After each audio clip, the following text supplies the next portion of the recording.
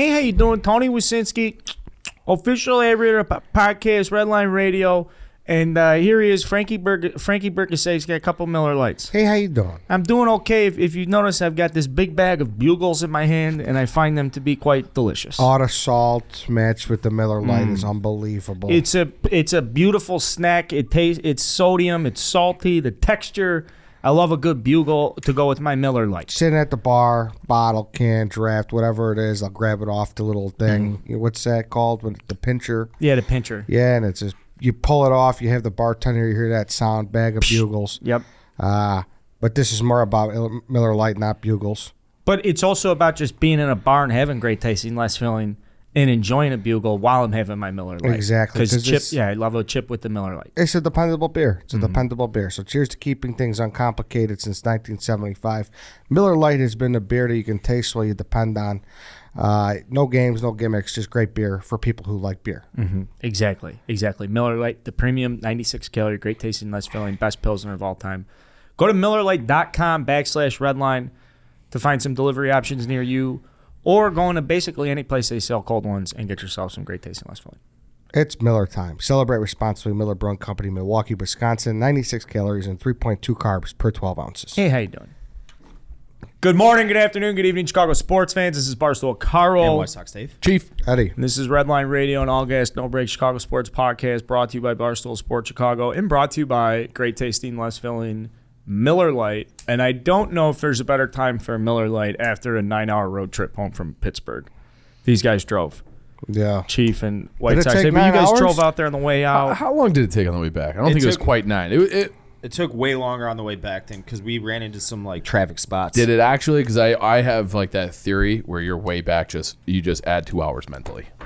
I think it did. I mean, or does the way out go faster because of anticipation? They work in opposite directions. Exactly. Maybe it's 1 hour one way, 1 hour the other. You could be onto something there. But I do like the way back from any trip always feels longer. And it's like it could be the exact same amount of time. It just feels longer. But yeah, it was a drive. We got my co-pilot Dave smoking some 3-Chi before we take off, That's so he not doesn't have true. to drive. That's not true. How would you rate his co-pilot skills 1 to 10? He's a very good DJ. I would say he's a very good DJ. You're smoking. What's that face? Eddie's face looked like he just had some non-Miller Lite. Dave and I You have had bitter beer face. Yeah, he did. Did I? Remember bitter beer face? So Yeah. Had an itch in my nose. That was all. Yeah, Dave and I have very similar taste in music, so I think he's a good road trip DJ. We can get Tom here. He's a third-party arbiter. Yeah, it's just you two agreeing with each other. So, like, you could say, like, you both have good taste in music. Amongst yourselves, it's like I didn't say good taste in music. I tried to play said, stuff that I knew I it's thought all you've everybody said. would look. It's all you guys have been saying it. That's the only way you guys have been putting it. Like, you have good taste in music. No, you have good taste No, in music. Carl it's like, and you Dave guys said just that about each agree other. on music. It doesn't mean you guys both you guys are just like Carl and Dave. Good observations, Top. I appreciate Eddie? that observation. it was like 12 hours in a car with them. I didn't. Wait a second. On the podcast that came out on Tuesday, Dave said that about Carl and vice versa. Just sitting here right now, I said Dave and I have similar taste in music, so I think he's a good DJ. That's just another way to put it, like another way to phrase it. But this is what I did. I tried to play music I thought everybody in the car would like, and having said that, I have no idea what kind of music Tom likes. EDM. So when I asked him for his, yeah, it was like Zed is dead. Zed's dead. You don't even know what that's from. No. The reference is to Pulp Fiction when he's like, Zed's dead, baby, Zed's dead. But I mean, that's not road trip music, in my opinion. There's a time and place for it, and I do enjoy that music here and there. But you have to be not in a car driving, staring at a road. No, there is a time and place for it. I never want to be in that time and place. Fair. It's not for you. I don't think I ever like seriously pushed EDM. I didn't know if that was serious or not, but that's what you said. Well, I knew he was joking, but we put it on just as a joke. Yeah. What would you have asked me to play, Tom? So wait, what do you give David rating? Well, yeah, I want to hear Tom. It's not so much that I had a problem with his music. Dave's just a very demanding guy. That's not fucking true. When it came to music, yeah, it was. You had no ifs, ands, or buts about it. It was like, I'm playing this music. No ifs, ands, or buts. Societal rules state the driver never, under any circumstance, is the DJ. I don't think that's true. That's I mean, that can't possibly be true. What if you're driving along? That's just like a I'm White talking Sox road day trip ball. with your boys. I think The most people driver would has agree. to be in the best headspace, the best state of mind on anybody in that car. But you if demand the driver's not Ed, into this that. is what I was trying to explain to you yesterday. Like if you're going into a negotiation, you have to have give and take. Any sort of negotiation there. No give. But that's my point. You don't have give and take. You didn't. But this was my concession. It's like, all right, What did you concede? I wanted to leave on Sunday, so we weren't in a rush to get there. We had like 45 minutes to an hour we're going to back tailgate. to this? Yes. So under that, Dave. with that being said, you demanded that. I demanded this. Fair trade. I didn't demand anything. There were 4 guys in the road trip. 3 wanted to go on Monday. 1 wanted to go on Sunday. Naturally, 3 greater than 1. The only other person that was consulted, as far as I'm aware, was Chief. Tom was consulted as well. Yes. I was not a part of that conversation from my recollection. Tom, were you consulted? About the music? No, about leaving on Sunday versus leaving on Monday. Yeah. And you said Monday. Yeah, I was definitely part of that conversation. 3 to 1. Nevertheless, and Carl was in Arizona, so he. I know. So you were wrong on that. You have to take away that point. Yes, that would have been a valid point. Concede it. I concede. I don't Okay. remember asking Tom. We're going places. Nevertheless, okay, I'll leave Monday. We'll rush to get there. We'll rush to get to the tailgate. We'll let Chief take a shower or a shit after he took a shower already. What Barbaric behavior. I mean, Barbaric. you guys. Barbaric the behavior. slander that I gets get to thrown play at DJ, me. You and- don't get to play. Now I'm going to have to go now that you're lying. You're lying. Chief, you dunked Barbary. after you showered? Or No. what? He went. everybody, We got too. to the hotel room, and I didn't have a room because I was leaving right after, obviously. So I graciously let you guys in my room. Yeah, and so we're just sitting in the room. He's like, He's like, I wanna we got take- time. He's like, I got a dump and I got a shower. We're In like, that order. Yeah, sure. And then the shower went on right away. I was like, is this guy? I always do that. You turn the shower on. It's wasteful, but you turn the shower on. You let the water get up to temperature. And then I sit on the toilet and I scroll through Twitter and TikTok, and then I get in. But see, the weird thing is, if he had the excuse like, I turned it on because I didn't want to hear. I didn't want you guys to hear me dumping. I would have been like, okay, yeah, sure. He was like, I like the steam while I'm on the bowl. I do like getting it. That's not like accurate either. No, that is. That's what he said. Right? I turn it on and the steam fills up, and I don't do it for like any purpose, but I turn it on to get it hot. Oh, you made it seem like it was part of the experience. At least no. that's how You I think thought I'm you like said it. exfoliating in there with the steam? No. I love steam. I don't went to think the that Bayou sounds this weekend. bad though. And I don't think It would I don't be- think it's it would wrong be- if there's anybody out there who's listening to this that does that on purpose too. That's like, I like to steam it up before a nice quick dump. Like it fucking gets my sphincter nice. Did you nice shit and with your lube. shirt off or no? Yeah. Yeah, shirt was Yeah. off. Yeah. I always think that's funny. People got to take off their shirt when they shit. if I'm at home and I'm shitting, I'm probably naked. Really? Yeah, I got Yeah. a lot. I got a lot of buddies that do that. Yeah. Really? But I feel like That's pretty normal. But I think it's because I'm about to get in the shower. Like I shit in the morning and then I get in the shower. So I'm usually naked before I get in the shower. I gotta take a shit right now. But whatever. Back to my point. Regardless. But I feel like my only counter argument to Dave on that is, okay, say if Dave is right, no questions asked, front passenger seat, controls the music, no one else has any say. I didn't. That's not even true. I asked around, like on the way back. I asked, "What do you guys want to hear?" Well, I was only in there for Like the raid. I knew. I I regret knew not that. giving serious recommendations. Yeah, and that's the other I thing. legit, I wanted. the enterprise guy goes to me. He's like, "Hey, do you want to pay $6 for serious about this?" Like, yeah, you know what? Sure, Barstool can handle. But $12. That's not the Serious? serious he meant. Yeah, sorry, I meant the other way around. Like That's what I thought. to White Sox Dave credit, he asked me like 3 times, and I just like couldn't think of anything. But Oh, serious. I'm like, now not the thinking of radio like I station. could have given some good like I do remember you said Foo See- Fighters at one point, and my- I did play Foo Fighters. my favorite like road trip music is CCR, Great road trip music. John Mayer, and Taylor Swift 1989 album. That one album. That's That fucking- list got progressively more disappointing. Oh, I kind of like all of those. what the fuck? I like all of those. I'm not a Taylor. Yeah. okay. That album. I know. I I like did it. that I album did it. and the Red album are both very What? good. Her last one was good. I'm not disrespecting her. She's a good artist. But my point is this: Same person. is Ed says I'm demanding one. I was You were- demanding that I had control, but I wasn't demanding on 100% of the music that was played. I just Yeah, serious. correct. Like you don't know what you're Correct. getting. At least You're if right. you have the aux cord connected to the Bluetooth connected, you at least have a say in what's gonna be played. But I like popping around 80s on 8, 90s on 9. We got Y2K Country. We got fucking The Fly. Shout Ed- out Clem. look at I like Ed- popping around. you Ed know? likes to start the road trip off with Rascal Flatts. That's what was on. That's what gets Well, on that the makes movie. absolutely Life is a highway. perfect sense. Life is Mayberry. Ed can't start a road trip until Life is a Highway. Did you ever get your tips frosted, Ed? This is wrong. Have you ever had frosted Oh, tips? No comment. I'd be double shocked. stud earrings? He knows So, the uh, answer to that double stud question. head. I would be shocked if Time everybody out. in this room didn't have. I want to get to my point.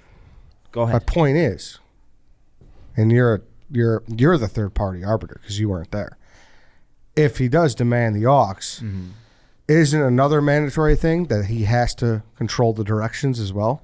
He did do that on the way home. Everything. This ride home must have been lovely, from what I'm gathering. Yeah, I think he's got. I the mean, you're port. going to Pittsburgh. 90% The directions aren't of it that. is Yeah, the 80, directions you're aren't really taking critical 80 until the east. last like Yeah, until 10 you're 2% of the drive. Well, right? the first percent of the drive is critical You too. live in Chicago. Yeah. You know how to get to Oh 80 no, and head dude, there's east. a lot of fucking interchanges. I There was a wouldn't- lot, especially I- that one that was confusing. Wait, are we by arguing Indiana. right now whether a grown man in Chicago should know how to get on 80 East from this city right now? Because if that's the case, I'm sorry, but I did not. But now it's tough because That's I've not done us a lot more driving than most people's. I don't know how much driving Eddie's Yeah, done. I can get to any exchange, but I've done and I've had to do it for work as an adult, so it's built into my life. This isn't. If I didn't do that, I wouldn't know. Maybe I don't know. I know for a fact you can get to 80 East without a GPS. That's not my argument. You still need to look where you're going, though. I mean, that's not everything. And like, You know, Ed, I've always said that you were born in the wrong era. Now that I know you can't get to the highway without GPS, I have to retract that. what do you mean? They don't what you even just- have a car. I still didn't You need don't it. drive? I've clearly driven more than you. No, that's If wrong. I can get to 80 without the highway. This guy was swerving into trucks. I wasn't going to bring that up, but I'll That's- bring that up. I mean, Not that's When did I swerve into a truck?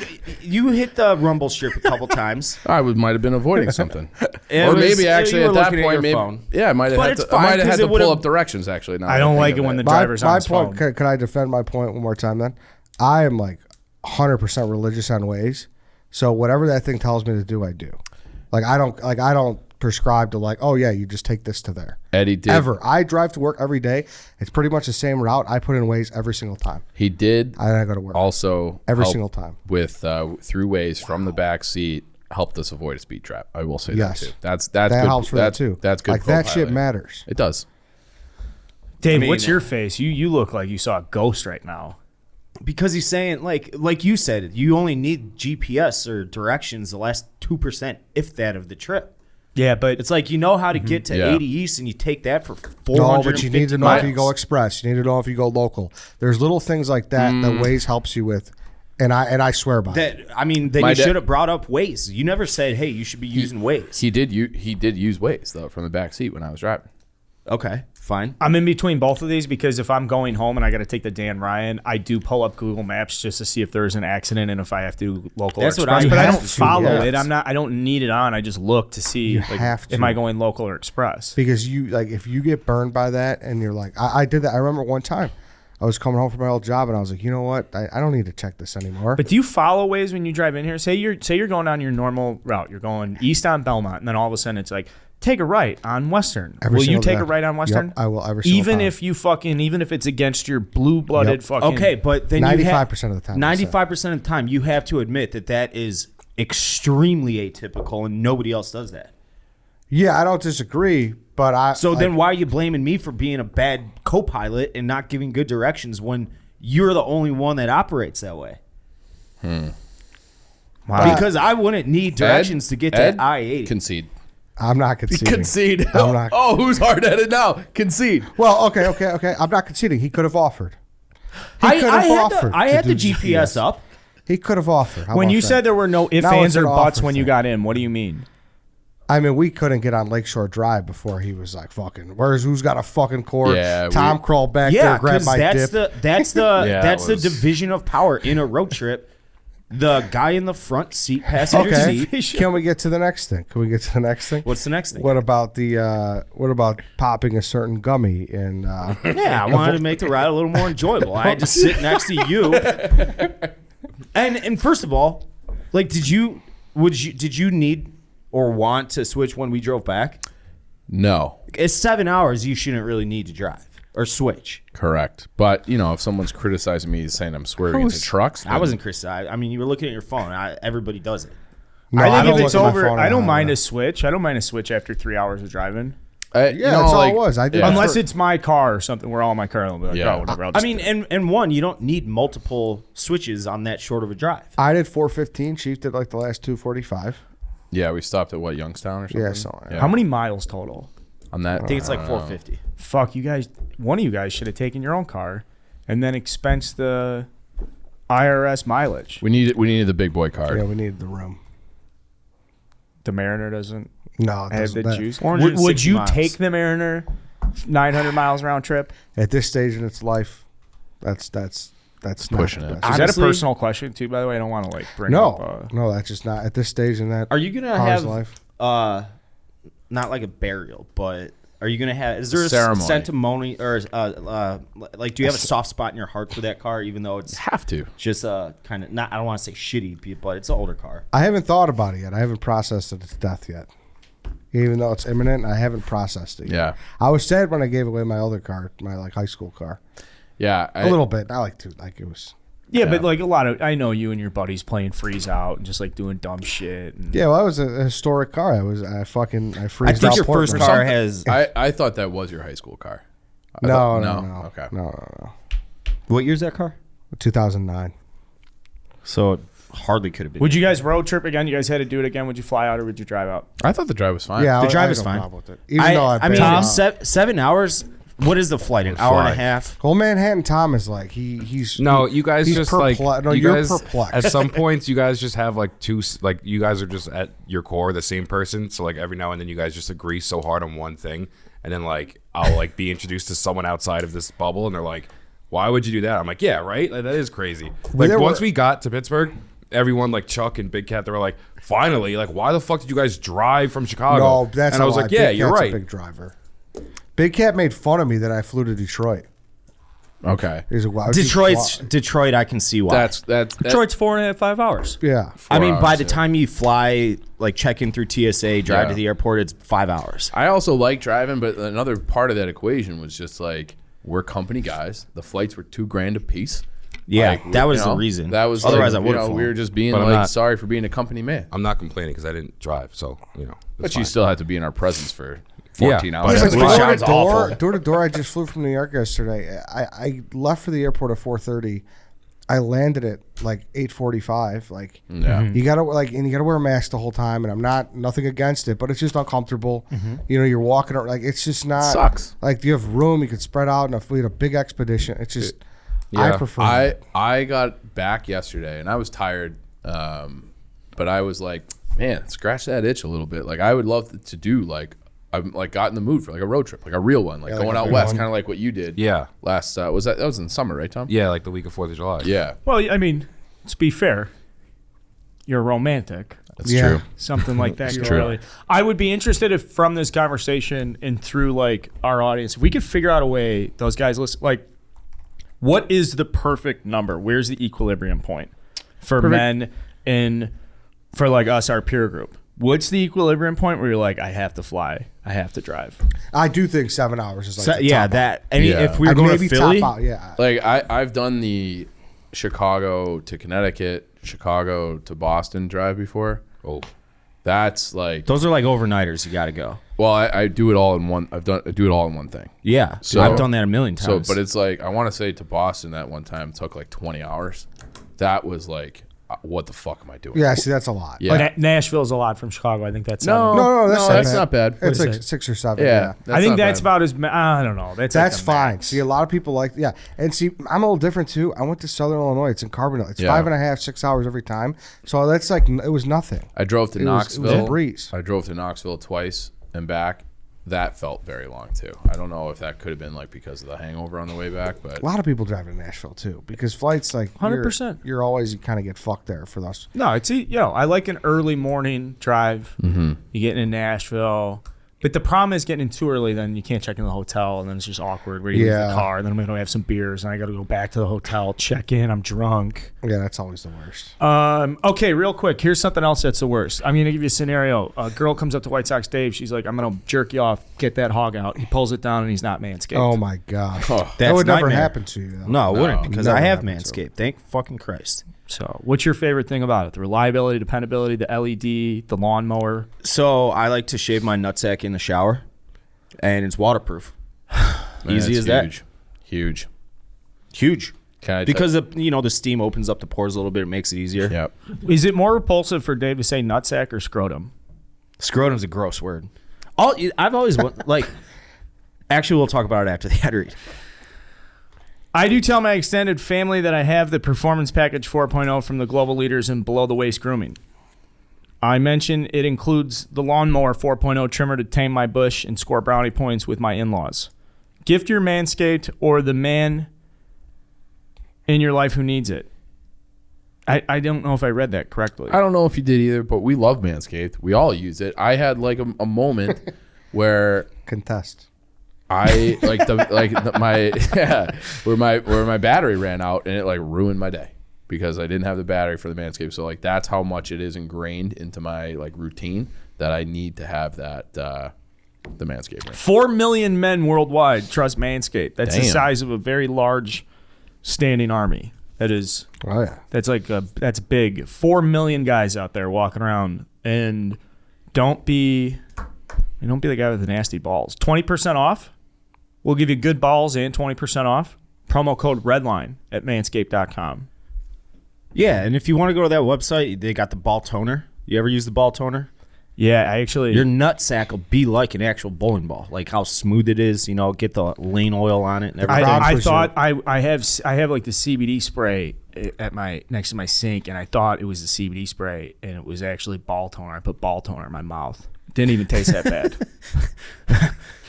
Okay. Okay. So it's not like I licked it off my balls, guys. I just accidentally sprayed the ball toner. It smells good. Could have happened to anyone. Could have happened to Crop anybody. preserver. Yeah, tell them about the 4.0, the crop lawnmower. preserver? The lawnmower 4.0, Ed. Lawnmower 4.0 gets No, I jumped want to on. hear about the crop preserver. Crop preserver. That's what you rub in your balls so they don't stink. I have noticed this as I get older. You're like pumpkin pie and ice cream after Thanksgiving dinner. Can't live without it. That is It's very true. I have noticed as I get older, I do got a little ear hair growing in. I got the Fucking nose. weed whacker. I got the nose. Do you got the ear hair? I'm starting to, yeah. Really? Like I'll have little fucking hairs growing off like Really? the edges of my I got ears. That's like a cruel thing from God. Yeah, Like, why the fuck do you Yeah. need fucking hair there, you asshole? Yeah, no one wants that. It doesn't have any like use. When Like, you see guys who just like those old guys. who Oh just- yeah, it's they're just they've Whoa, just dude. given up. Yeah, they just don't- because they don't know about Manscaped. Yeah. To get 20% off plus free shipping with code REDLINE at manscaped.com. That's 20% off plus free shipping with code REDLINE at manscaped.com. Be thankful this holiday season for the best gift of them all, Manscaped. Your balls will thank you. Good gift. Go get Yeah. it for someone. yeah, good stocking stuffer. Covering little travel sacks and all that. From White Sox Dave's balls to our Chicago Bulls. Hold on one sec. I do gotta say this. Not just men or women, all people. The names for reproductive organs are fucking disgusting. They just sound disgusting. Like vagina, that's a disgusting word. Scrotum, disgusting word. Vulva, disgusting. Makes me want to puke. But you also like I got 20 minutes for this. you love saying all of those Because words. it makes people cringe, and I Yeah. like getting. All right. So like but like you're impervious to it. The- Like, you love it. Shock jock Dave the Williams. first time I ever said cunt in front of Carl, he like his lips started puckering up like he had bitter beer face. Yeah, but you don't say cunt. Like, It's like I this say cunt a lot where I'm emphasis. like, you fucking cunt. Or like, I'll just be like, you're being a cunt. But You- you they- say cunt, Like I want Like you're thirsty. I want to get some. you know, like you're going, yeah. and he was like, Give me some like he good. just popped a fucking I remember entire I was pack at of warheads. Declan's. I wanted to get up and leave. I was like, what are you talking about? He's like, oh, it's a ripe cunt in here. That's not true. Oh, yes, it is. Yes, it Not is. word for word. Directionally correct. Directionally correct. But you said vulva. I can't remember the context, but you said Lord. vulva on the road trip home yesterday. Why? I can't remember He why. lost a I've like sneaker in a vulva. what? He lost a sneaker in Oh a no, vulva. we're not going to talk about that. That's off the record. Whoa. We can't talk about it. We can't talk about it. We can't talk about a it. shoe Yeah. in a vulva? I was sneaking out of a girl's bedroom about 12 years ago, and she was laying on my shoe, and I just said, fuck it, and I drove home from the University of Illinois back to my dad's house, and I was like 20 with one shoe on, and he asked me where the shoe was, and I'm like, it's in this girl's vulva. You are one of a kind. You are one. I mean, I couldn't. They, rather than like wake her up and be like, hey, I need my shoe. You know what? Let's buy new ones. Yeah, exactly, Ed. Thank you. Me and Ed are on agreement on one Wait, thing. Were you agreeing with nervous them? she was gonna wake up and just be like, by the way, I'm disappointed? Like, what were you nervous about? That's what I was at. Yeah. Because she was like laying there like spread eagle on top of my shoe, and she would have been insanely embarrassed if I woke her up in her state of mind and position she was in. So I'm like, you know what? I don't need the shoe. I'll get a new pair. And I drove home with one They shoe. say chivalry's dead. And the worst part about it was I pulled into my dad's house. Like I said, I was like 20. And he was outside cutting the grass, and he was all pissed off at something. So, like, as soon as I got out of the car, he's like, where's your shoe? I'm like, it's gone. And he knew I was just getting fucked up at U of I all weekend. And he was just all the more pissed off. He's like, you can finish cutting the grass. I'm like, I only have one shoe. How am I supposed to cut the grass with my fucking bare feet? He's like, you can finish cutting the grass. And I did. So Speaking of lawnmowers, go to manscaping.com. Yeah. What an ad read. What Promo code Redline, 20% off. yeah. Jesus fucking Christ, dude. Anything else off your chest, Dave, regarding No. reproductive organ slang? No, but they're just all gross words, long story short. I think we can all agree on that. Can we not? It's a better take than your Denzel take. I think he doesn't have any range. Same guy in every movie. And that's fair. It's fair. It's not a take, it's what he is. All right. Speaking of range, DeMar DeRozan from 3 looks pretty effective this year. Yeah. Dude, he's sick. Honestly, can I say this? Might be a problem if we can't beat the Sixers. Might be a problem. Those 2 games are tough early in the season. Mm-hmm. Embiid's a problem. Vooch isn't playing particularly well either, but He's shooting 36% from the gotta hit field. shots, dude. Yeah.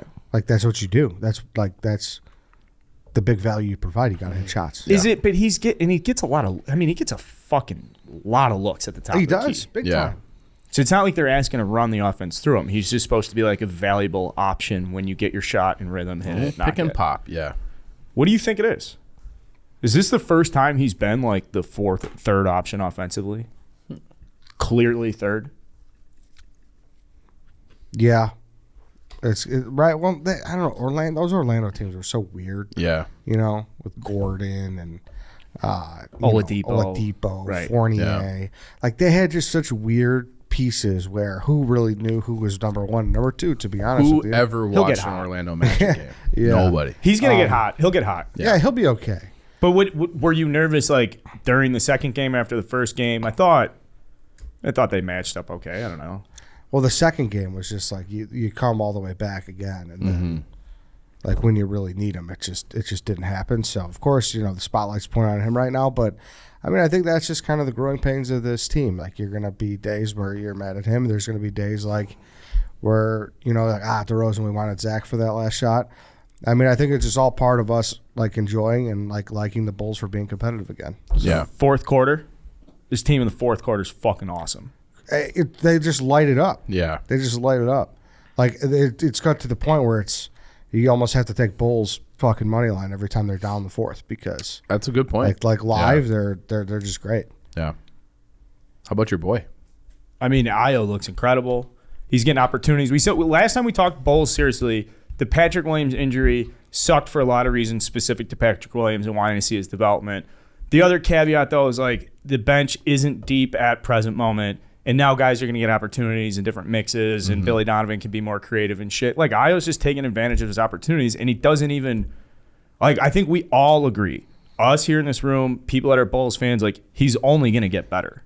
Like, if he's effective now at a slight frame early in the league being put in different circumstances where now you're playing 20 minutes a game and you're putting up shots and you're in there in the fourth. This is not the shit that you fucking signed up for when you drafted him in the second round.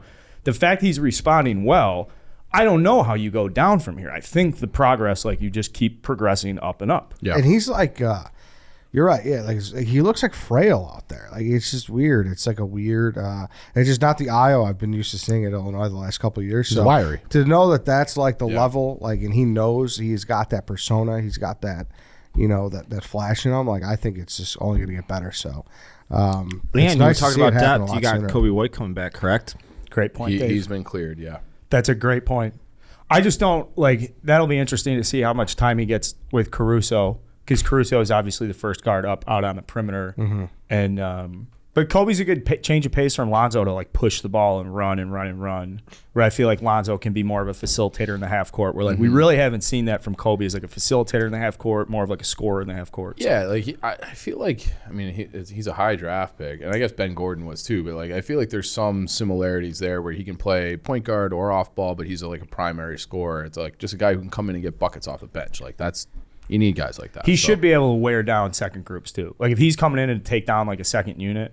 Yeah. You know what I mean? I think there's a place for him. A lot of people are like just counting down, like, oh, don't worry, like, he's AK, like, this is over.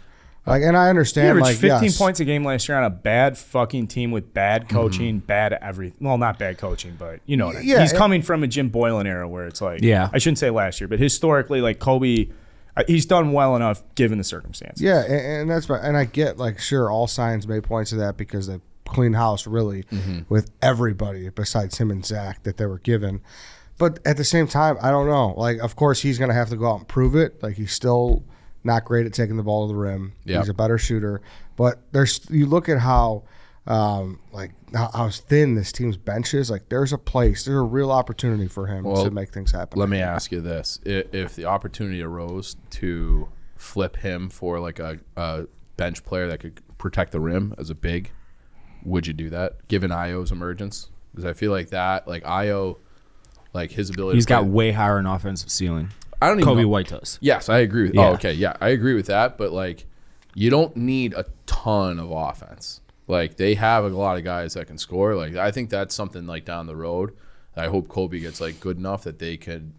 Maybe that's in the future because that seems like a glaring need is another big guy to go in with. I'm not necessarily opposed, but you need to see here for 20-25 games what it is, right? Sure. Yep. You need to see what it is with Vooch and how bad how bad that hole is and how much Kobe will help them. So it's good he's coming back. So 10 games, I don't know, is he playing in the next game? Is that confirmed? Or I know he was cleared, but we'll see when he actually comes back. But every game matters for him. And we got the Wednesday night game. So we're obviously Wednesday. Then we play the Mavs tonight, outcome of that. And then they start a little road trip here where they go out to the West. The old circus trip. The Warriors game is going to be so sweet Friday night, prime time, 9 p.m. Yeah. I think that's on ESPN. And they look, I mean, it'll be so cool for the fucking Bulls to take the floor against Steph Curry and feel like, hey, let's go give Steph the best we got. Let's see how we match up. Let's see Caruso chase him around for a little bit. I can't wait to see who Draymond Green's guarding. Like, is he going to be guarding DeRozan, switching with Vooch on those pick and pops? Like, he's going to be fucking awesome against a pick and roll. Mm-hmm. Should be a good game. Yeah, definitely. Yeah. So things are still trending positively. What about I can't be the only person who is, like, puking on himself every time Scottie Pippen comes into the media. What is his deal? Dude, he was on, like, national news this past week, morning programs, talking about the fucking shot. He's still talking about the shot. They made the shot. They won the fucking game. He is trying to sell a book, but, like, come on, dude. He's got very, very, very well-known financial issues. Let's just chalk it up to that. I'm chalking it up to that. He's reached a point for whatever reason where he needs money and he doesn't give a fuck about his legacy anymore. Been there, done that, lived it. Let's go make money, and then I bet you he looks at billionaire Michael Jordan like, man, fuck. Like, yeah, but it's not. I mean, it's not Jordan's fault. Like, yeah, but you know how jealous he, like, eats at people, yes. and, like, so now it's like everything that's gone wrong You know? I just don't understand. His like brain feels warped. It does. Like after the Last Dance, I felt people came out with that and were like, all right, yeah, there were some fucked up things. Like Scottie may have been a little selfish at times, but I thought he came out looking like, wow, this guy was so underappreciated. Yeah, and they spent a lot of time talking about that '94 team, and his teammates love him, and like he shares the ball. He's got some Magic Johnson type of game to him, and it's like, wow, like yeah, he was fucking awesome.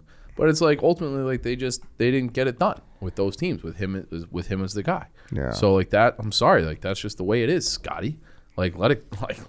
Yeah, it's disappointing, but I honestly top 50 player ever. Like to me, these are like cheap headlines where like you read them and you're just like, oh, whatever. Like these, like Scotty his word has disintegrated massively. So even as I read this quote to you, you don't react to this. I'm gonna read this quote to you from Scotty. I'll ask you this: is it easier to play with a herniated disc or play with the flu? Come on, that's great. That's a great quote. But it's disintegrated. It's disintegrated. Like Scotty is like, this is what I've come to expect, and I've come to accept. Also, I still like him. He's still a legend, but I'm not taking anything with a grain of salt with him anymore. You know where Scotty really fucked up though? I know. Wealthfront. Yeah, you know what he could have used? Wealthfront. Wealthfront. He could have used a diversified portfolio of low-cost index funds. Dave, real quick, where are we at with the peppers market? It's going up. Okay. Peppers today are hot. They're hot. Hot. Buy. We started a peppers index yesterday. Yeah, You we're weren't in trading. on it. We're trading peppers futures. Yeah, We're trying to become like understand the pepper market. Yeah. Specifically like green and red peppers. And the reason we're getting deep is because we're building our own portfolios with clean energy funds, crypto trust, cannabis, tech, hundreds of other investments. And Wealthfront, who's partnered with Redline Radio, is helping us get this message out there. They offer a socially responsible portfolio. We know that's important to a lot of people. They don't want to just come in and invest in Exxon Mobil and big old. I shouldn't even. You don't want to kill the whales. Yeah, the big guys. Right. Climate change. Right. Sustainability. Diversity. Correct. Yeah, and like Dave, one of the little road trip nuggets from Dave is that he talked about this book called Rich Dad Poor Dad, and I would assume in that book, because I haven't read it, it's a start about investing early. Correct? Yeah, it teaches you how to get away from the mindset of working for a paycheck. Instead, you put your paycheck to work for you. There you go. So this is the way to do that. Wealthfront will manage your first $5,000 for free. Wow. So Holy shit. Yeah. So if you go to wealthfront.com/redline, that's the promo code, and start building your wealth. And like I said, the first $5,000 are managed for free for life. Just go to that wealthfront.com/redline. That's WEALTHFRONT.com/redline to start building your wealth. Too bad Scottie Pippen missed out on Wealthfront. Don't be like Scotty. Get in on Wealthfront. Okay. We have... I feel like we can put our finger on two hot button issues in this room. And before we do, I would like to just talk about the Bears. There's two hot button issues we're going to get to that I think are near and dear to some people's hearts. But let's just close it down from the Bears Steelers. We come into a bye week. I'm just opening it up. Anybody? Yeah, let me just tell you, Sunday was wonderful. There was no Bears, and then this Sunday there's no Bears again. I'm looking forward to it. You want to take a little road trip on Sunday? And that's, Chief, my Sunday is free. It is open. You'll drive to Mid-Dallas. And I'm open to do it. I think I could do anything, and I'll be happy because I don't have to watch this team. Stop by St. Borgia for the 7 a.m. Drop off a little fucking 7:30. little C note for the priest. Go to 7:30 mass, and that'll be more entertaining There you go. than this team. It's a good Sunday. Get your laundry done. Make some chili. No, but it was great though. Yeah, fuck yeah. It was nice, yeah. And it's going to be nice that they're off here. But on a serious note, I haven't been able to listen yet. I've been all over the place in New York and whatnot. My final Bears takeaway, I don't know if you guys said it, but I don't give a shit that we lost. Fields made the game-winning drive, in my opinion. Yep. We lost, so it's not a game-winning drive, but it was a crunch time back against the wall drive. That's what we care about. We care about him. He did it. A loss in the process means that our idiot head coach is one more week closer to getting fired. So honestly, that Pittsburgh game was a massive success. Yes. I want to take... Well said. Thank you. I want to take the video of that drive, put it on a DVD, and send it to Brian Dable and just be like, hey, just so you know, this is the guy. Oh, you're sour on him. Look at they had a hiccup or so against. I don't know. They put up 6 points with like the best quarterback in football. Yeah. One of but them. look, fine, pick your candidate. So, but just like I felt like that, like the Bears to me, and this could just be from because we're living in it. They just seem like an organization with a lot of stink on them. That maybe like, hey, I don't want to work for that ownership. I don't want to deal with Ted Phillips, this and that. The You soldier. do get this nice little meaty. Right. So Yep. just start like putting that out there. Like if you come here, you get to work with this guy, and the next coach should be. That's probably the best thing the Bears have. Maybe the only thing that job has going for them is Justin Fields. So you just have to you want to see strides taken with Justin Fields, and you look great. I didn't like Nagy's comment about the official, so I don't know if he's trying not to get fined or something. And I know that Cassius Marsh isn't like a big piece of the organization and stuff, but like, come on, man. I mean, that was bullshit, and I don't get how the taunting stuff. Like, I just don't understand how the NFL can allow like coordinated, choreographed celebrations 70 yards away from where the play happened, like in front of the Steelers end zone, and that's not taunting. That's like an embraced part, so they could have cool clips on social media and use the weird, 4K right? cameras. It But is then like Casey, he did a cool karate kick. I thought it was fucking. But who was it that wanted this taunting rule? Like, was it really Mara and these people, these crusty, powerful ones, the people that fucking lead the love charge in the taunting. NFL that talk to Goodell and they're like, "Hey, we're done with this." But like, Who cares? Yeah, I that don't much? know. It's been trending this way for like a long time. My favorite 30 for 30 is the U, where it's all about Miami, and they put that in college football like way back then because of them. And it's like, why? Who gives a shit?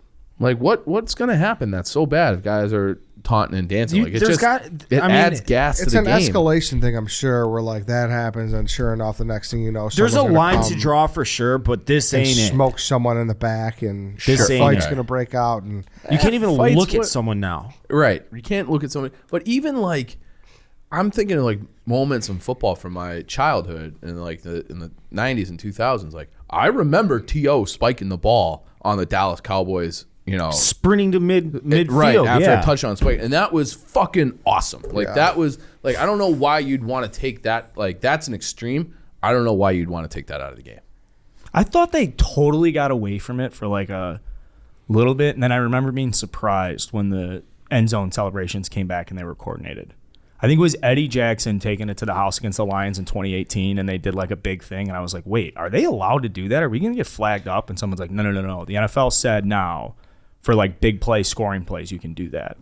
Because they remember Joe Horn planted the cell phone underneath the Yeah. fucking, that was so sweet. T.O. with the Sharpie in the Yeah, sock with too. the pen, dude. Yeah. And grabbing the pom-poms. popcorn. Yeah. It was cool. It's a golden age. Yeah. It was. Bring it back. That was a golden age. But those guys, what do all those guys have in common that we just listed off? They're all fucking superstars. Jake Marsh. Exactly.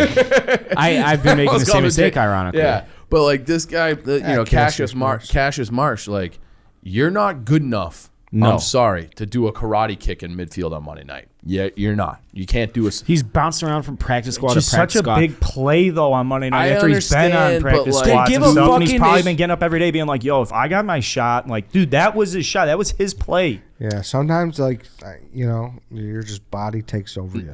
Your body doesn't That's like Dave, involuntarily do a flying, jumping 360 Yeah, karate but it's not like kick. he sacks Ben Roethlisberger and then all of a sudden it's just like, wait a second, I'm a practice squad guy. I have no place on this field. He makes that play and he's like, I fucking belong here. Like, You think if they fuck told you. Dave, White Sox Dave beforehand, that speed pitch thing, that if he gave the fingers to the camera, that they would have taken away some type of money out of his paycheck? He wouldn't have been able to do it. He was just so excited. So those fingers are going up regardless of the fine. Yep. I would have. But that's like a simple movement, not fucking doing Chuck Norris leg kicks. Right. Like he looked like an idiot. He looked like an idiot. But the ref was also an asshole. was Oh good yeah, range. that guy should be fucking fired. Hey, last thing, Ed, you weren't here for this. We agree that Heinz Field was such a great experience. Oh, my God. and loved it Heinz put Field. me in the category where I'm like, do whatever in Arlington. Because he'll do something better than Heinz Field, right? Anything that's close to Heinz Field. Hey, I want. got really just me. don't want a dome. It got me. That's a foregone I conclusion. don't want it. Make it retractable. Just leave it open for the winter. See, I've said that before, and I've got crucified for it. Look, there's something about That's like the most meatball thing you could say. Is I leave don't. the dome open in the I winter. know it is. I don't. I don't Yeah, care. I keep the dome. I would want the dome for like the March Madness shit in the Yes, Super Bowl. yes. But for Bears home games and stuff, But then what if it's like Then Bears home game in January, and then you got a fucking people will be basketball pissed? How about tournament. this? People will be I pissed don't know if either you can way. do People, that. no, you are not going to make people happy on this. Yeah. I honestly don't think you can do that. It's either dome for Bears games, But aside, for cold and snow. What do you mean? They can. There's unless a million it's- retractable roofs. Yeah, but none of those places are fucking using. What was weird, like, though? Jerry's World, Indianapolis. Those places aren't retractable, are they? Yeah, they are. Yeah, there. Are they really? Houston I don't know is. if Arizona is. I don't know if Lucas Oil is. Does Minneapolis think it keep the? Is it maybe? I know Jerry World is. Do the Okay, Vikings well, keep if it that's open? the case, then yes. What's that? Do the Vikings keep it open? Vikings is retractable. I don't think they do though. Yeah. But If they've that's the always case, been- then yes. They've always been a dome as long as I've been. I like having weather in football. Like that's just It's it's that's like real American shit. Like you got to go outside in the cold. you don't just got to beat the and fucking don't other wear team. and don't wear sleeves either. Like you want to feel that sting on your arm when you hit people. Like that's what I like that. I know that's a meatball take. I don't care. Colts is retractable. Yes. Indianapolis Okay, I is take back retractable. everything I just said. Okay, great. Can Concede. I say this though? I conceded. It made me want them to build it with character though, and I know that's hard. Yeah. Like I saw that, and while like the Raider Stadium and SoFi, whatever I think that's what it's called in LA, it made me want like I loved like the ramps in the corners. It just had fans just piled up, standing room. That was sick. I was saying that's probably the best standing room seat in America. Oh, gotta be. Yeah. Gotta be. So like I just love the character to it. So like if we do build Arlington, like don't just build something because it's Some state of the art. soulless. Yeah. Yes, build something that has some character. Their Right. concourse takes the Soldier Field concourse to the fucking woodshed. Oh my It was God. at least 10 times It's as not wide. even close. Just Was because it? the Soldier Field concourse is just such a laughable fucking joke. It's awful. It's like a high school game. There are honestly better stadiums in America for high school football, Big time. with more accommodating concourses than the Damn, Bears. I didn't know it was that new. What, Heinz? Yeah. It's on, I think, what, 2002? 2012. 2001. Yeah. All It's right, like that right at makes the sense same then. time as Soldier. Oh, Bears Soldiers 1924 though, the original. I mean, But the renovation was Yeah. right about that time. can they? I don't know. I don't know how it worked, but I would assume they widen the concourse as much as possible. I would hope so. I have no idea. But it's like the concourses aren't wide on either side. So, like, I understand, Yeah. like, the pillar thing, but, like, the other side should have been fine. Yeah. Place stinks. Well, regardless, It does. That place it's a bye stinks. week. Enjoy yourself. Dude, Predictions That's for the great. bye week. there was one funny thing when Carl and I were walking out that, like, gave me a little bit of Soldier Field flashback was getting out of there. There are people, they have, like, a ferry at the river. So there's like all these It's people, so like funny. there's like one boat that takes you across the river in Pittsburgh, and you have like this mass of people just like waiting to get on the next ferry. So it's just ferry after ferry with like I don't know 1,000 people or something it like that. reminded me of that scene from I Am Legend when like Will Smith is like trying to get his family off the island or whatever, and it's just like all those people stand out and they're like, no, you don't have those poor ferry people. Pittsburgh, beautiful city, big Yeah. rivers, a lot of bridges. Hopefully we'll get a chance to go back and walk more across it. We did a 5-mile walk back to hotel. I heard Five? Was that. it that much? Yeah. Yeah. Okay.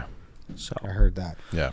we're not gonna 8 games complain left. though. It's not whatever. It was fucking fine. Yeah. 8 games left, by people. We could We're almost there. choke it Chase down. Nagy. A new era hopefully starts January 10th.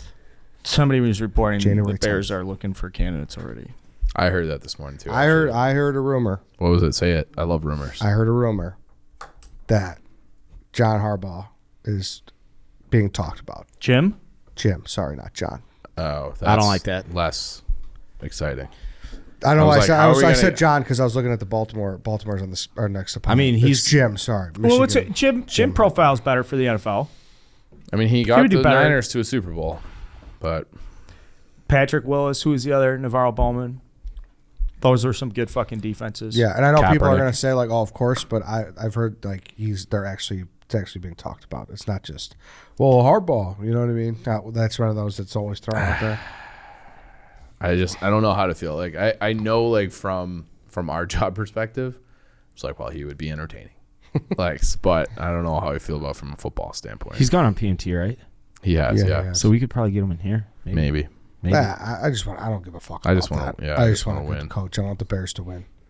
I But that's what I mean. Like I'm not like convinced that he would be. The Yeah. I mean, so throw a dart or throw a guy who's done it. I mean, he's done it, and he didn't I leave guess. because he failed. That's true. He failed at the college level so far. I mean, unless if they finish out strong here, but he hasn't failed at the NFL's level, so I feel like some of the hate is a little misguided. Yeah. Personally.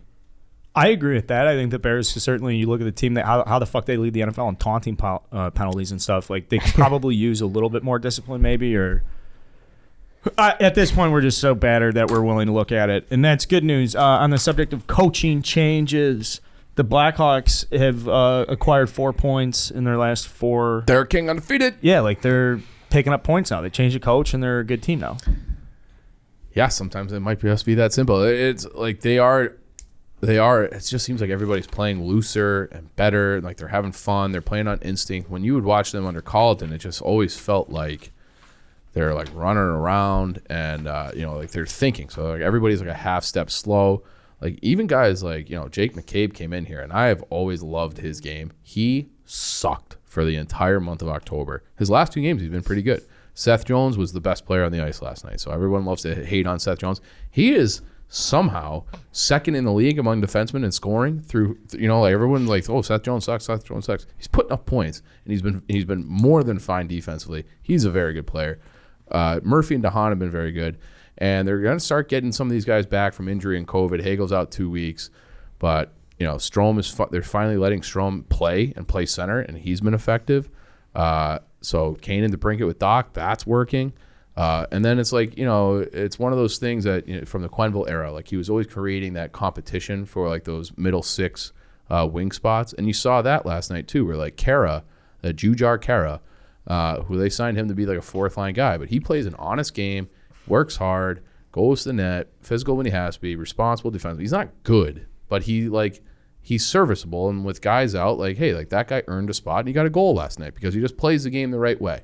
And then Fleury had his best game in playing against his former team Pittsburgh. So it's like all the things that were like fucked have seemingly like been erased under Derek King. The guys are just playing more with like they look like they're having fun and they're less stressed out. And they had some of those things were gonna correct anyways. Like Fleury wasn't gonna be that bad forever. Like they were shooting at a league worst. Like they would have been the league worst by like 4%. So like the league average is right around like 9.7% for shots to go in. Hawks were at 5.1. So you're gonna get back up towards that. Like more goals just from like a luck standpoint are gonna start going in. But they're playing very well. Their next 2 games, Arizona, who is the worst team in the league, they should beat them. Then you got away at expansion Seattle. If they start having a 4-game win streak, We're talking P word. the vibes start getting good. I won't say P word because for these 4 games, because Nashville's not like awesome. Pittsburgh, they got a lot of injuries. They haven't been playing well. They're not great either. Arizona's bad. Seattle's an expansion team. Immediately following that, you have like your Canada trip, the old circuit trip, like you guys were talking about with the Bulls too. They got Edmonton after that. Edmonton, Vancouver, Calgary. If they go out of this stretch at those 3 games 2-1, assuming they beat those next 2 teams, then yeah, like legitimately, you always want to, like the old stat is you got to be in a playoff spot by American Thanksgiving. If they go 5-1 in this next stretch here, or 4-1 this next stretch, they'll be like right in striking distance of that, a couple points out. So it's not inconceivable. It's just like it felt like they were so dead, and I liked all those moves, all those guys that in the summer. It was like they're way better than this on paper, and you're starting to see it. The hole might be too deep, but I'm glad that they're playing better. I was excited to watch them last night, and they delivered. I had already mentally ripped up my Bulls-Hawks playoff parlay ticket. Get the Scotch tape out. That's what I was thinking, right when I saw these 2 wins, and I don't know if that's, And it's a not like jump in the Pittsburgh. gun. Because but here's what worries me is because I feel like every time we do this, like you'll have like a positive show, and then like we'll come the next week, and it'll all go to shit. So hopefully that's not the case. That was the case last year a lot, I felt. Big time. And last year was a weird year where you had, you're only playing like the same 7 teams over and over again. And like they started off pretty good, and then it was like they turned into a pumpkin in March. But they were in a playoff spot for a long time last year. But then as other teams got healthy and, like it just, like the Hawks got worse, and What's the playoff format again? What do you mean? Like, so, because didn't they change it last year? Because what's the... Yeah, so this year it's back to what it was before. So the top 3 teams in each division make it automatically, and then there's 2 wild card spots. So that can be either a 4th and 5th team from the Central or 2 teams from the Pacific. The Pacific Division is not good. So, like, Edmonton's good. Points-wise, is much better than the Central right now. I promise you. I believe you. I promise you. Like, the Ducks, where are the Ducks right now? They have 17 points right now. Yeah, they're not a good team. What's wrong with the Avalanche? I don't know. They look amazing on opening night. They played. Yeah. But, like, they'll figure it out. Like the rest, like Colorado is one of the best teams in the league, and then even out west, like in that Pacific Division, like Vegas is on. What is going on? I don't know. I don't know what's going on. The Kings, the Knights. Like the Kings, the Kings are probably a year away, but they have some like nice young pieces, but they're not like Kopitar. Kopitar's. There you go. That's a blast from the past. He's still there. But is he? Yeah, he's still like a very good player. That just name stuck in my head from 2014. Yeah, Anze Kopitar. Is Doughty still there? That's Who? a great hockey Doughty? name. Doughty, Doughty, yep. yeah. Doughty's still there, yep. But then they have this like they did the rebuild like the right way. So they got this kid Turcotte who was from Wisconsin. He was in the Kirby Doc draft. You got the other kid they drafted, this big center. He's like, if you guys remember the name Eric Lindros from the '90s, like he's got some. Come on, he's not as. I mean, who forgets Eric Lindros and John LeClaire? Were like so we're not the sweet, biggest man. hockey The guys, Legion- but that's the the Legion. I mean, I of get Doom. number 88. His brains were leaking out of his ears. Like, Yeah, so he's not as mean as Lindros was. Like Lindros was a fucking animal. Really? And Lindros was an animal. He just ran into another bigger animal named Scott Stevens and like scrambled his brains forever, which is unfortunate. But he won the MVP of the league, and he was like guys would try to fight him when he first came in the league, and he just beat the fuck out of everyone. He was like 6'4", 6'5". I was gonna ask. He's a big boy, right? Sturdy, strong, mean Canada guy. But like Byfield's got. Well, we don't have to talk about the Kings. Sure. But they're a young team, so maybe they have something going there. I haven't spent a lot of time watching the Kings, but my gut says that they'll kind of regress. San Jose is off to a good start. They're not good. So like I think that these need 2 points against Arizona and Seattle. they need 4 points. Yeah, 4 points. Yeah, they That's what I got mean. 2 Sorry. wins, 4 points, 2 points and then they'll be and it's like let's reevaluate at Thanksgiving. Yeah. So because that Western Canada this next 5 game stretch will be very telling. But it's been encouraging the last 2 games, and getting the goaltending helps. And They certainly look more focused. yeah, They oh, do. definitely. You know what could help people get more focused? Well, I think paying attention to innovativeadd.com. Innovativeadd.com can help you with your ADHD prescription management process. And this is a big thing that's a pain in the ass for a lot of people that have to go see their doctor and pick up their script, and it's a very manual process. InnovativeADD.com is set out to solve that problem and simplify it for you guys. It's a real clinic. It's not any of this online bullshit. You must be a resident of Illinois. It's an online real clinic. I know we've heard so much success from a lot of people in our audience that have switched to it, guys. Yeah, I had my buddy the other day, like I said, sent it over to me. And he said, yeah, I switched over. Nice, easy, kindful, respectful, compassionate staff over there. So it's great. So if you're a resident of Illinois, if you have some complications with anything related to your ADHD medication process, I highly encourage you check out innovativeadd.com. That's innovativeadd.com. They take insurance, unlike most other companies. If you're a resident of Illinois, it's a slam dunk, guys. I mean, I don't know how many more times we got to tell you. So check it out. Get some help. Get some help with a very painful, annoying process, I should say, and improve your quality of life with innovativeadd.com.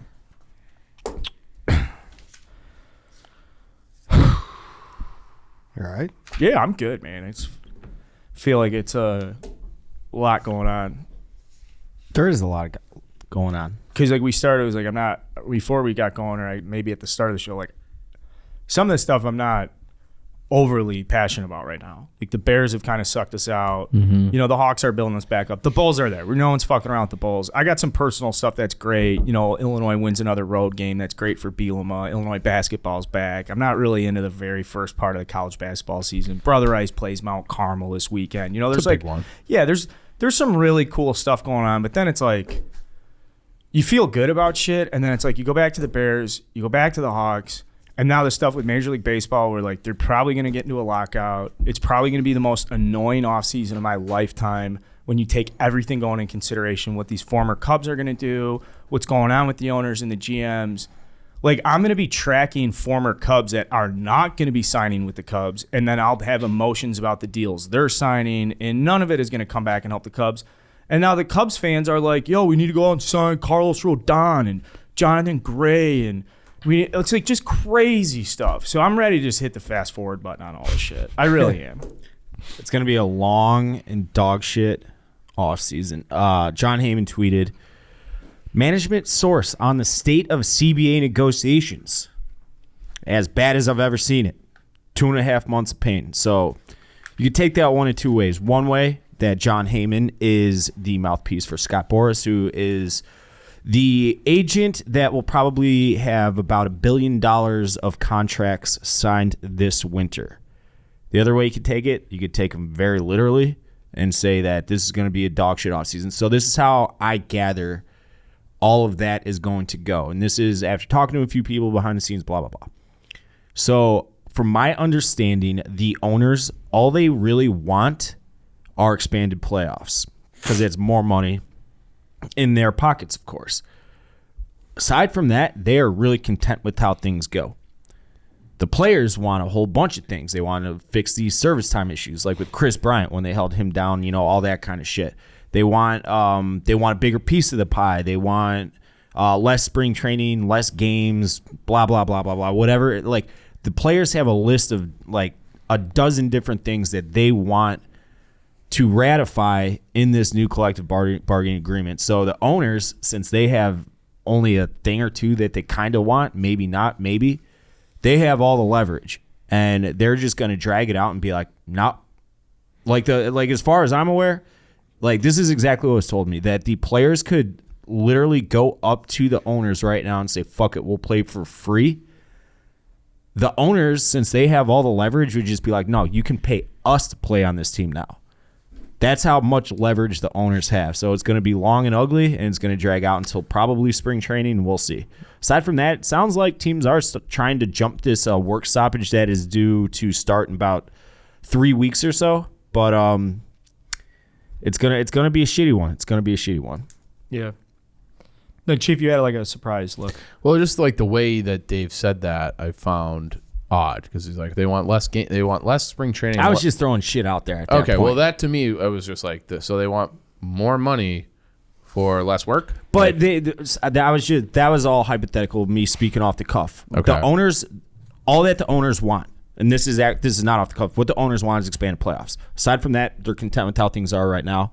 And if the players were content, they would just sign it and go. Things would carry on as they have since the prior collective bargaining agreement from, what was that, 10 years ago or whatever. But that's not the case. The players have like a ton of things they want to change, specifically the service time issues. Arbitration, they want to amend and ratify that. On top of other things, I don't like when I was talking about the games. I don't know what they want about games. I don't care, but they have like they probably love to see from 162 to 154.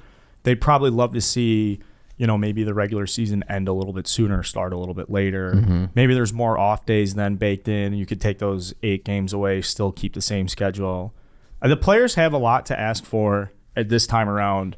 Because the last time they went through the CBA and just the way that things have changed, and people complain about baseball being marketable or not, but like it's trending up, sports are trending up, athlete branding's trending up.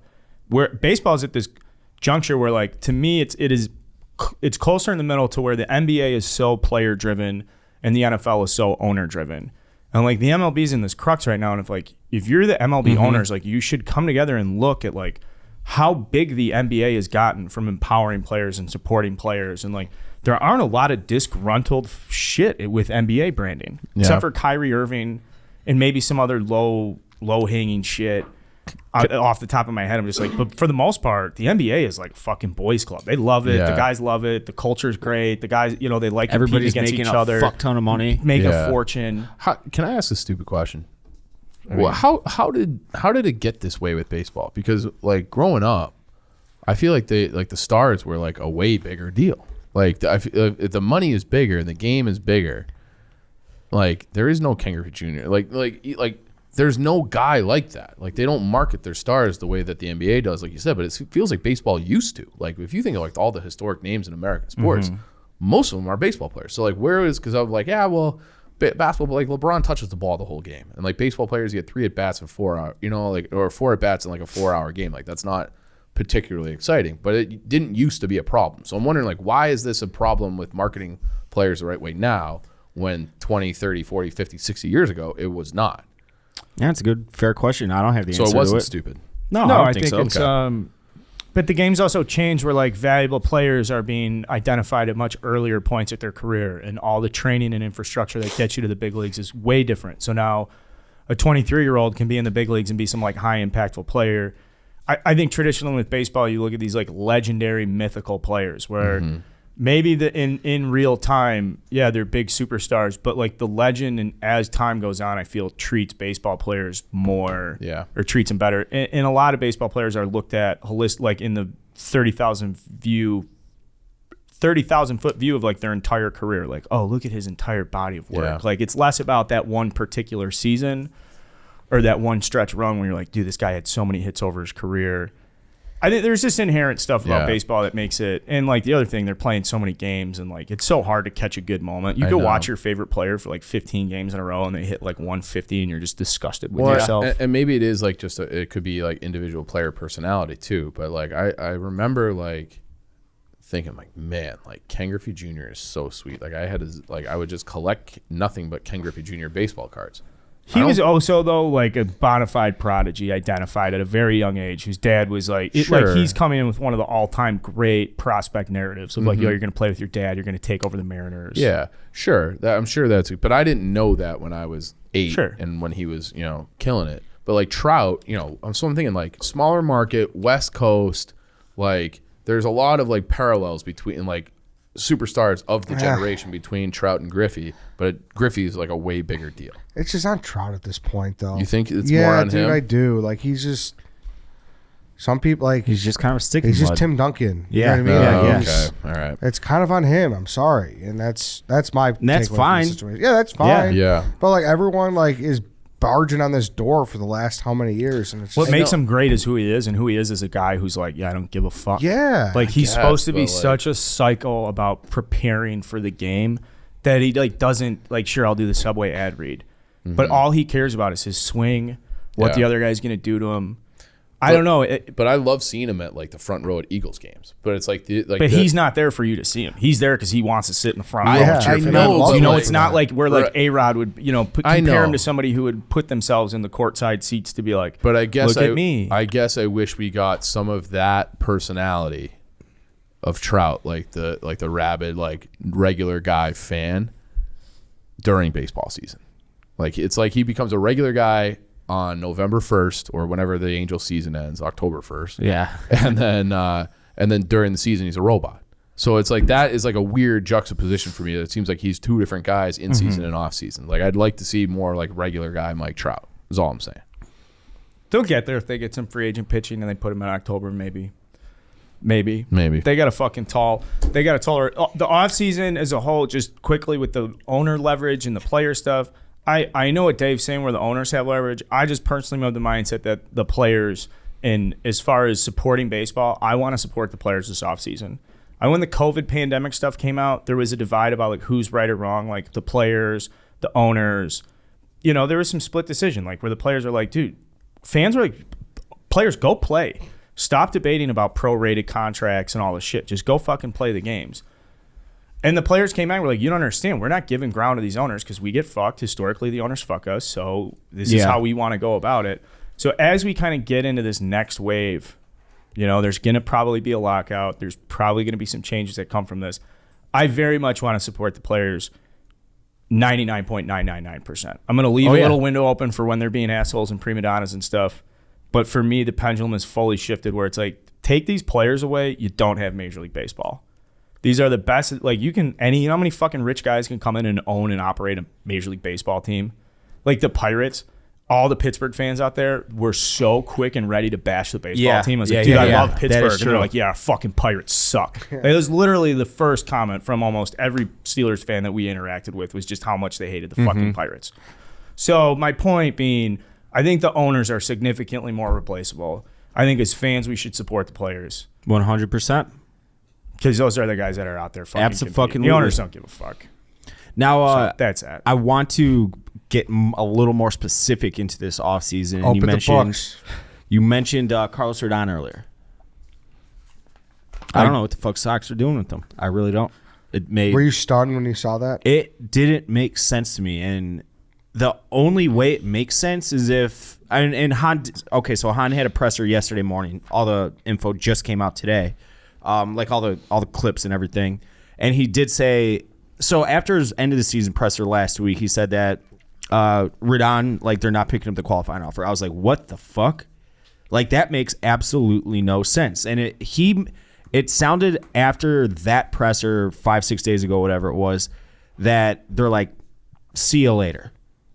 Which it makes zero sense. Today or yesterday he had a presser, and it made it sound like they are leaving the door open. They are going to be negotiating with both him and Boris on a return to the White Sox on a long-term deal. So here's his exact quote. He said, essentially, it's a contract offer of $18.4 million for 1 year.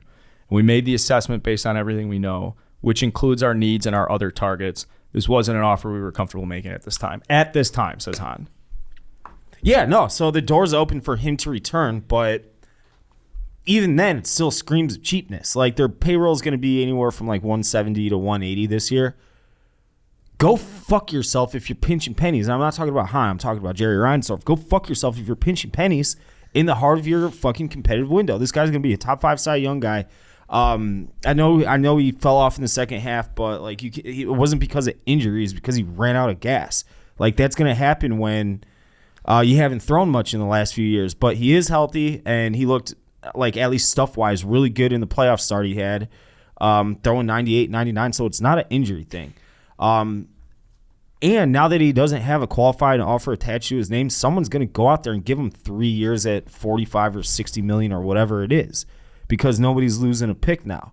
So, but if they would have offered him that qualifying offer, I think it was they were more worried about them. Like, he even kind of said it right there. They were more worried about him accepting that and it's 1 year. Who gives a shit about 1 year? I don't care if the qualifying offer was $100 million. It's 1 year, and then you wipe the floor clean, you know? So they're worried about this $18 million, but now he's going to go sign wherever else he signs for, and they didn't hedge against him or against that signing, and they're just going to be out a compensatory pick, and it drives me fucking crazy. Yeah, but then he would have accepted the $18.4 million qualifying offer. He for sure would have taken it. I don't know that he would have. Look at what Kevin Gossman did.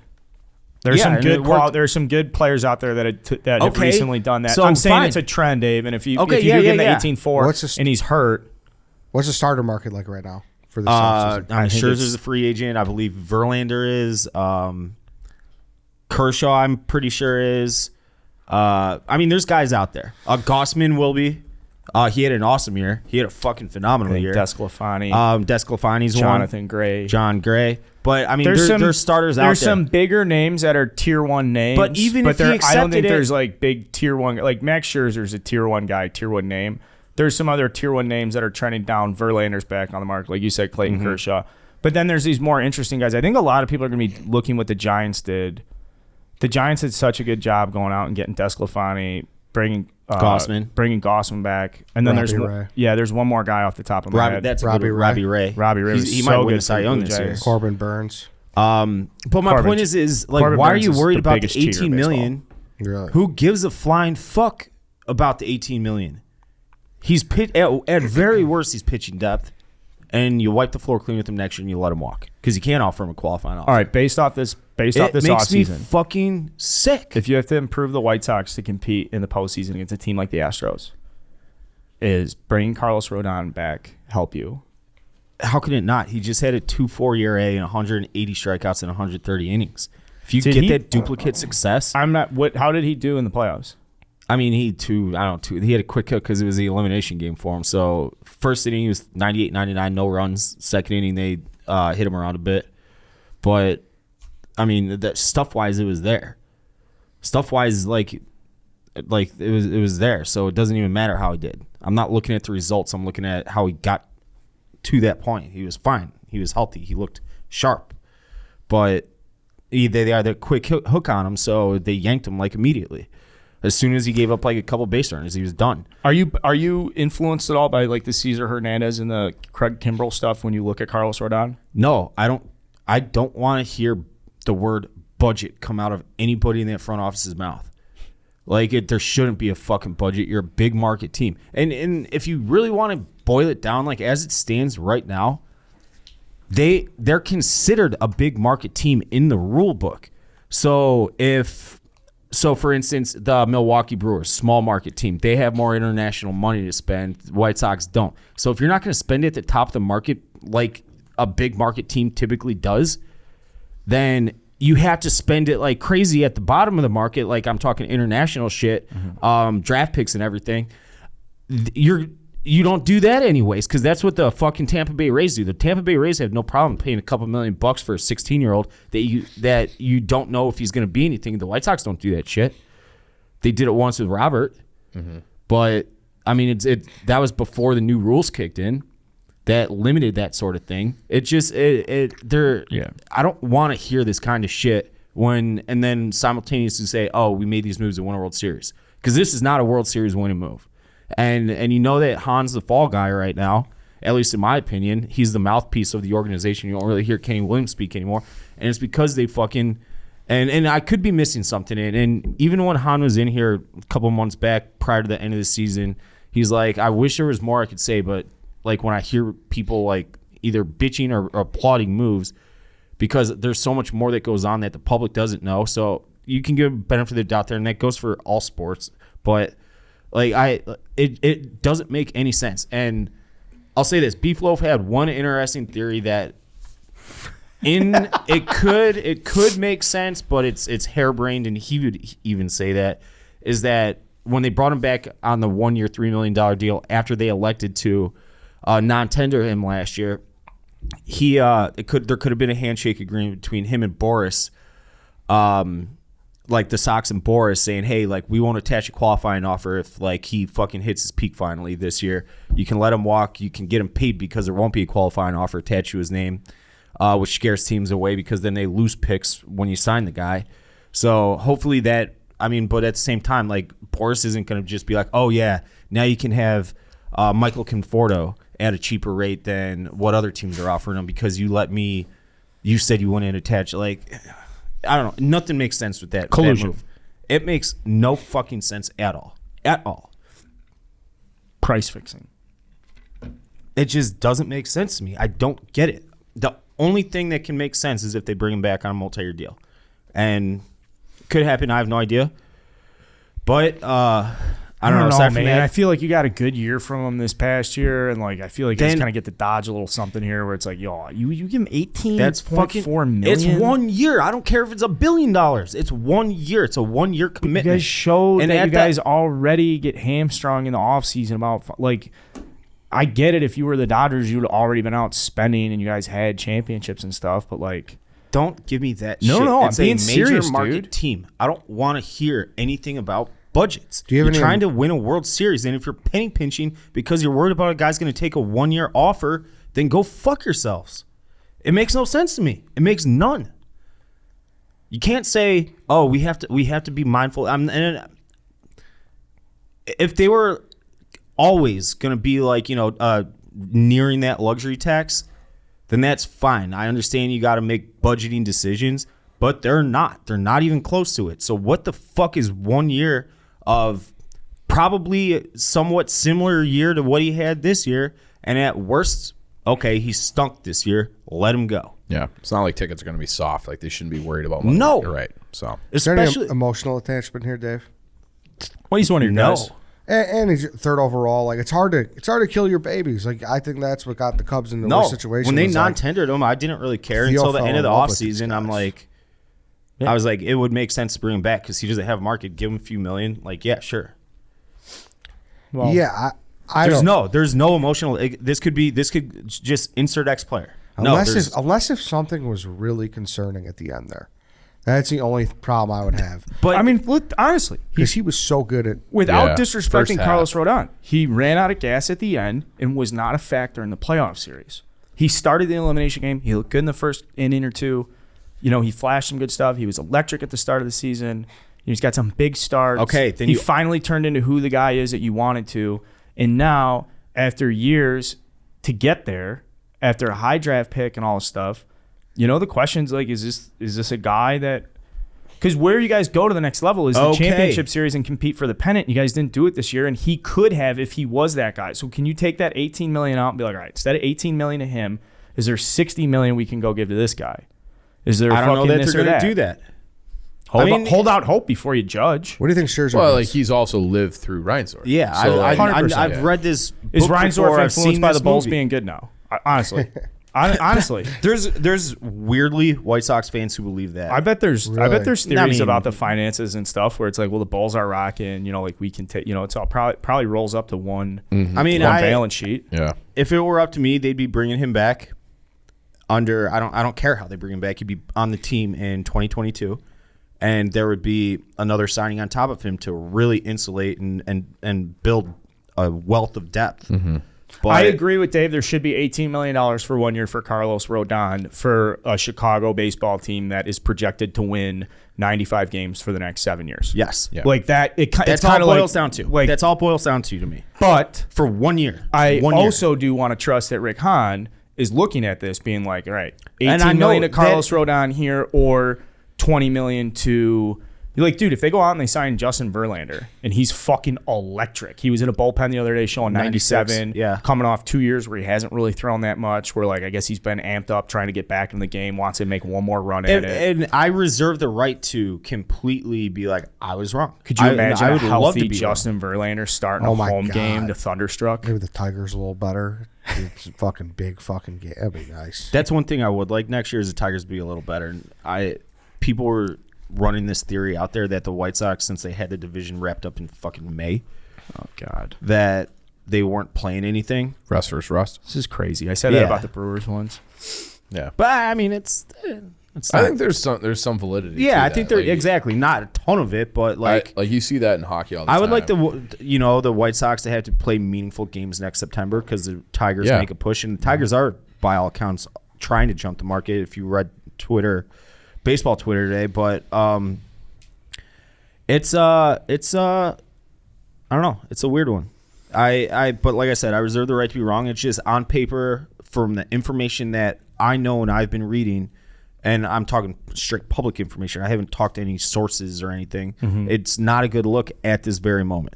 And hopefully there is a larger picture. And obviously Rick Hahn knows everything that I don't know in the front office and the rest of the organization. But right now it doesn't look like a good look to me. It looks like it's a way to cheap out for the owner.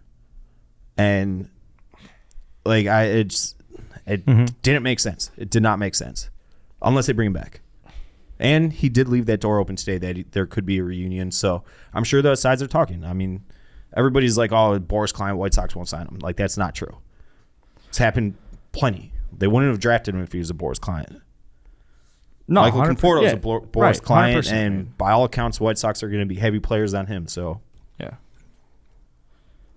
Let the record show it's November 10th and like the fucking passions about the offseason are just hot and heavy. And I said that on I Love knew it. there's going to be some like the hot stove this year is really it's a big hot stove season for you guys because I remember in 2015 coming off that NLCS appearance, which came out of nowhere, was like we got to go do some shit.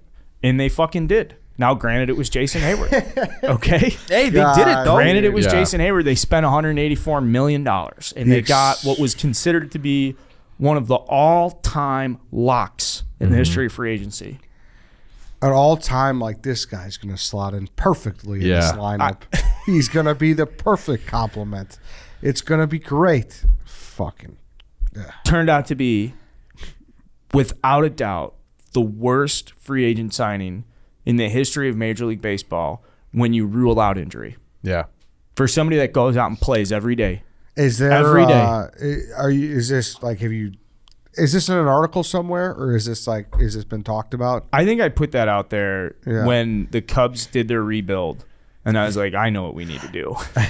I know what we need to do. We need to play Jason Hayward right field every game, bat him first, 650, 700 plate appearances until this make him earn every penny. How much? It just felt like you stole it from the Cardinals too. Like it instantly felt like such a win. And it's just knocking the Cardinals out and taking their best player. Yes. That was great. That Yeah. fucking 15 series, I remember being like, man, the only guy that worries he did me it in at a that lineup discount is because he Hayward. could have played for more money in St. Louis, correct? Yeah, I think so. I think you're right. But I also think then they also didn't they get John Lackey. They had Lackey for 2016. I don't think they had him in 2015. They made a couple moves where you're like, all right, here we fucking go. I think Ben Zobrist. Yeah. Ben Zobrist was in 2016 too. Yeah. So they made those moves where you were like, all right, now we're ready to roll. And I think for White Sox fans that feel that way, like there's just that gap. You want that. Yeah. And I know a lot of White Sox fans are probably thinking like Carl, you moron, Hayward, torch it to the ground. We're not Chapman. performance aside. Yeah. That offseason where you know, hey, That was this an is offseason, team and group can get to the next level. You want to see the fucking guys responsible go out and at least try. But that's what I'm And perfectly these, said and by these Carl. moves that you're talking about now are not those moves. Like Cesar Hernandez or whatever, $6 million. I mean, whatever. Yeah, Craig See ya. Kimball, $16 million. We're gonna trade it. Like it just seems like their back's up against a wall more than it should be. 1,000%. So I mean, they picked disagree. up Kimbrel. They elected for Rodon to walk, and as it sits right now, the White Sox would be at about $170 million after our raises are all calculated in. To me, they have about $40 million to work with. To Jerry Reinsdorf, it's like you got to fucking maneuver.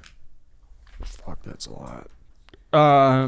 And last thing, Cubs claim Wade Miley off waivers from the Reds, which means if only this could have happened while Zach Davies was in the rotation, because there's something so beautiful about a group like Alec Mills and Kyle Hendricks and Wade Miley and Zach Davies going out there throwing 87 miles an hour.